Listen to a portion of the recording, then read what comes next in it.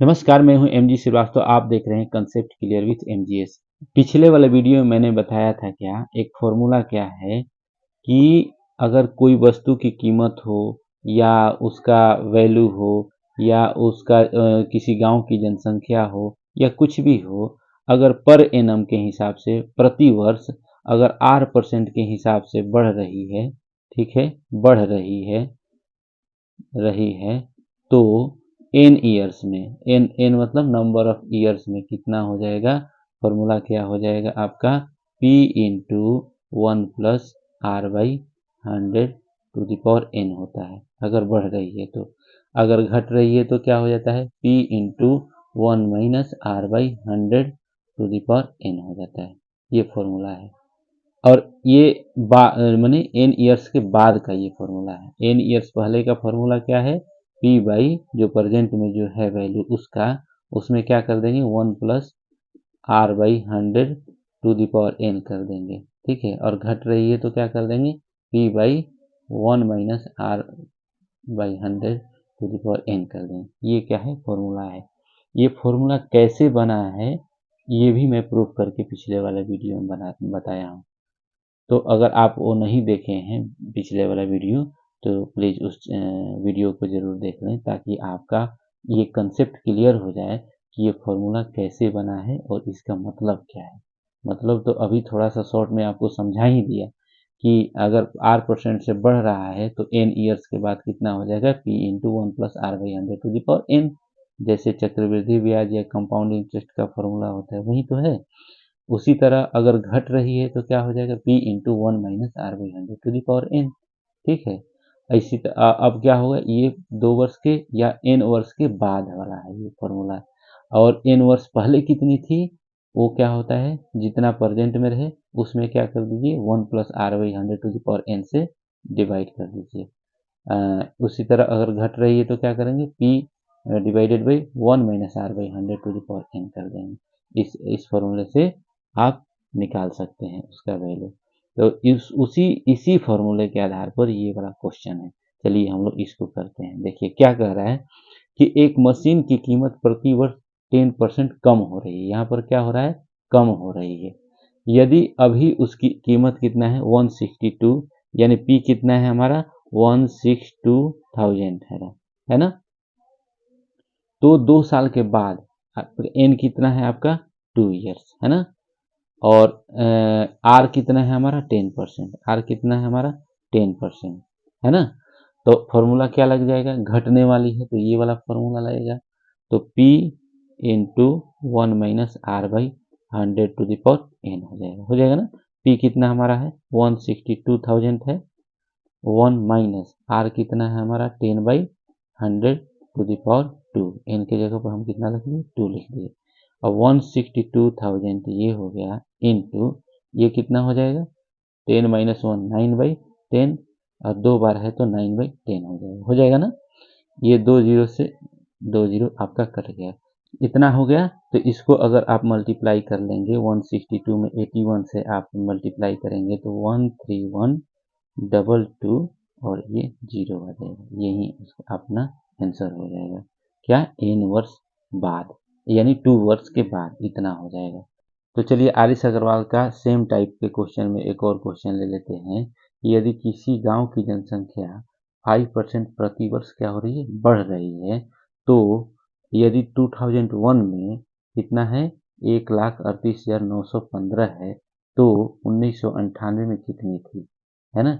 यानी कि क्या कह रहा है ये 2001 में से 1998 कितना साल पीछे है, यानी कि 3 ईयर्स पीछे है। तो n इक्वल टू कितना हो जाएगा 3 हो जाएगा ना।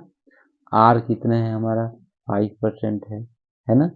और हमारा p कितना है, p इक्वल टू कितना है 138,915 है ना। तो यहाँ पर बढ़ रहा है और वो 3 साल पहले कितना था, तो क्या फॉर्मूला हो जाता है P/1 प्लस, बढ़ रही है तो प्लस हो जाता है R/100 होता है, यही होता है ना। अब क्या वैल्यू रख दीजिए आप 138,915 है डिवाइडेड बाई कितना 1 प्लस 5% इक्वल टू कितना हो जाता है 5/100 n कितना है अपना 3 ईयर है ना। तो ये कितना हो जाएगा 138915 है, प्लस इन बटे में कितना हो जाएगा, ये 20 टाइम्स में हो जाएगा, 20 + 1 = 21/20, ये कितना हो जाएगा 3 बार। तो इतना हो जाएगा, तो कितना हो जाएगा देखिए 138915 है ना। अब ये जो है 21 3 बार है, तो 21 × 21 × 21 हो जाएगा। और बटे में 20 है तो क्या हो जाएगा, ऊपर चला जाएगा, तो ये 20 × 20 × 20, ठीक है। इसको अगर आप सॉल्व करेंगे तो कितना हो जाएगा आपका 1,20,000, ठीक है। ये हो जाएगा आपका आंसर। यानी कि n वर्ष पहले कितने, 3 साल पहले की कितनी थी, 1998 में कितनी थी, 1,20,000 थी। 3 साल बाद कितनी हो गई है, 138915 हो गई है, ठीक है। तो इस तरह से हम लोग समझ के स्टेप बाय स्टेप इस तरह के प्रॉब्लम को सॉल्व कर लिए। अब आई होप आपको ये इस टाइप का जो क्वेश्चन है आपको बड़ी अच्छी तरह से समझ में आ गया होगा। चलिए उसी टाइप में एक और क्वेश्चन ले लेते हैं। एक गांव की जनसंख्या 2 ईयर्स पहले यानी 2 साल पहले 62,500 थी, तो यदि प्रति वर्ष 4% की दर से घट रही है तो अभी जनसंख्या कितनी है, ठीक है। तो अभी जनसंख्या मान लीजिए कि कितनी है, P है ना। तो फॉर्मूला क्या हो जाता है, P/1 - R/100 = n क्या हो जाता है, 2 साल पहले की जनसंख्या है ना, वो कितनी है हमारा 62500 है ना।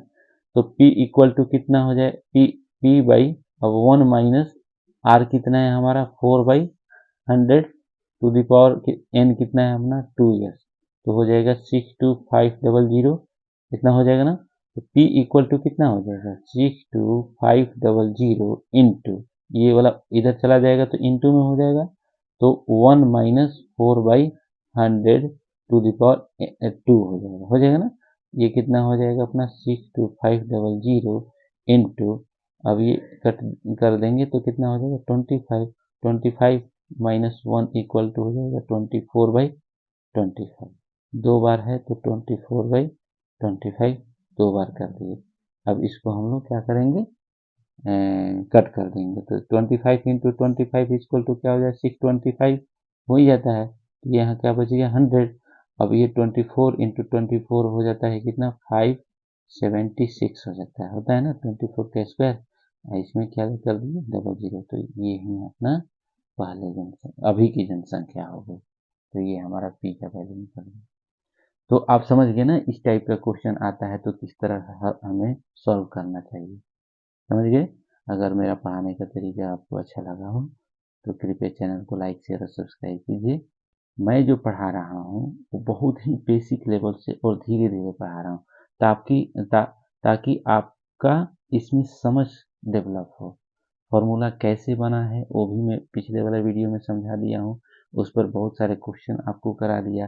तो इसका मतलब ये हुआ कि इस टाइप का जो क्वेश्चन होगा आप 100% इसको सॉल्व करके ही आएंगे, कभी छोड़ेंगे नहीं, ये आपका सही ही होगा, है ना। चलिए बहुत बहुत धन्यवाद। आगे हम लोग अगले दिन नेक्स्ट टाइप का क्वेश्चन पढ़ेंगे।